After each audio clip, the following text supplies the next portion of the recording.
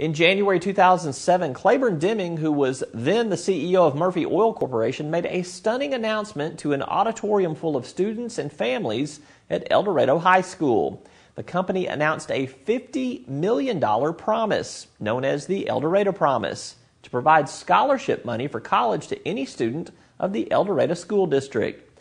Instantly, community leaders saw dividends from the gift, but its long-term potential is still a work in progress.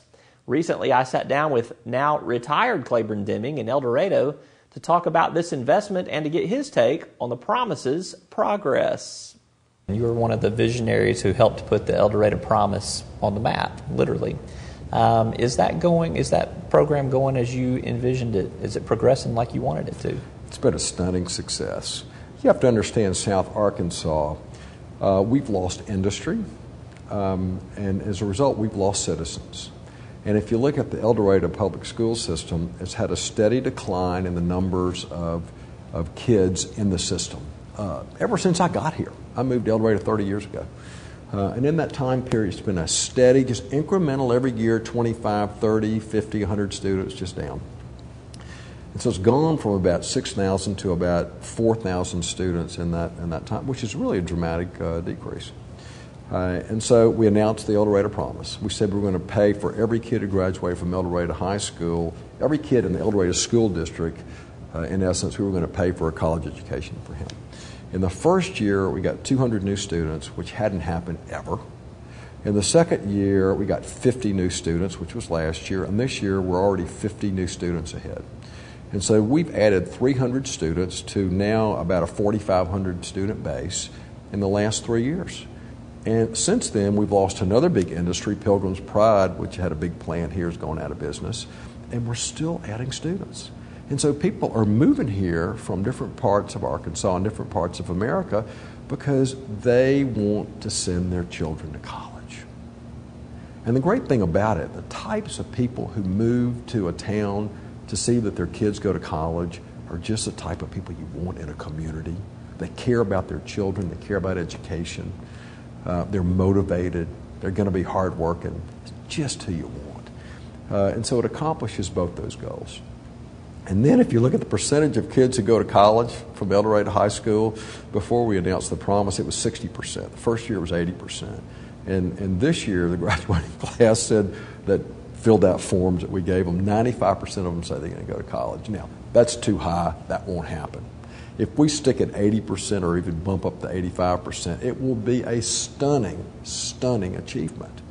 And so the overall social good of getting kids into college who wouldn't have otherwise gone. And once you get into college, there's no guarantee of success, but there is a much, much higher probability of success than if they didn't go. And so you're going to get these kids, you're going to put them into college, and a lot of them are going to make it, and they're going to be productive citizens. Does it matter to you if they come back here and locate in this community to raise their families? Is that the hope? But I mean, in reality, does that happen?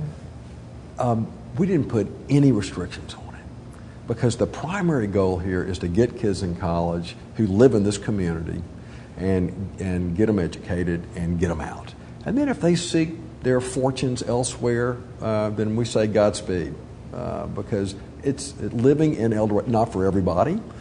Now, if we get some really capable kids who want to move back because they like it and because this is where they were raised and this is the place that gave them the opportunity, that's even better for us. And that, of course, that will happen. But certainly no restrictions otherwise. Just let them go. I've got 4 children, Roby. Not a single one of them live in El Dorado, Arkansas.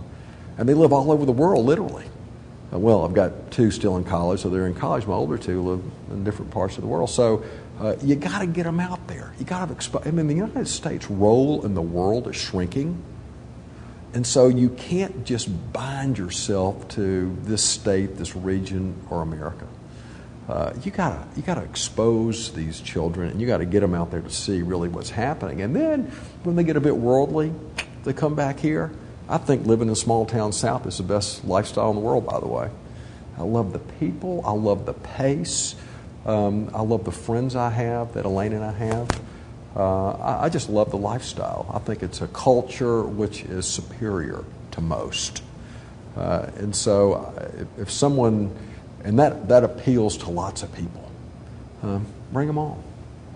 And you and I have talked about this recently, as a matter of fact, but just the whole concept of kids getting this broader world perspective in terms of their education, it does things for them in terms of helping them understand America, our state, their own role in the world. Share your thoughts a little bit with me on that, because I know you've got some pretty elaborate ones.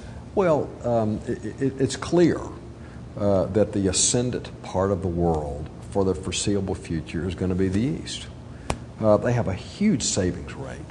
They take education dead seriously. They have a huge and very strong family connection and love. And so if you get a high savings rate, if you get parents who are dead set on making sure their children go to school, stay in school, and get highly educated, if you have very strong family units where these children are raised in wonderful, loving, very supportive lifestyles, you get a country also that's poor, so there's a long way to go on the upside. These big populations, I mean, the odds of them not succeeding are low. The odds of them succeeding and succeeding wildly are very high. And you know what? About 20 years ago, they figured out that it takes incentives to make the world go round. And so they adopted our type of most or many of our attributes of our economic and political system. Not all of them. They have their own different twist on them. But they provide incentives and infrastructure support so that you're incented to go do things. Just as America, by the way, is going the other way. Talking about raising tax rates, increasing regulatory burdens that don't accomplish any type of good, kind of leveling, where over there they're going, hey, if you're smart, if you work hard, you can accumulate capital, you can do well, and society will benefit as a result. So I am very, very convinced that that part of the world especially is really going to be, and if you don't understand it, and if you don't participate in it, then you're at risk, both as a society and as an individual. You have to place yourself somewhere in that pathway of growth. Otherwise, you're just going to be a sideline sitter, and the world's going to pass you by.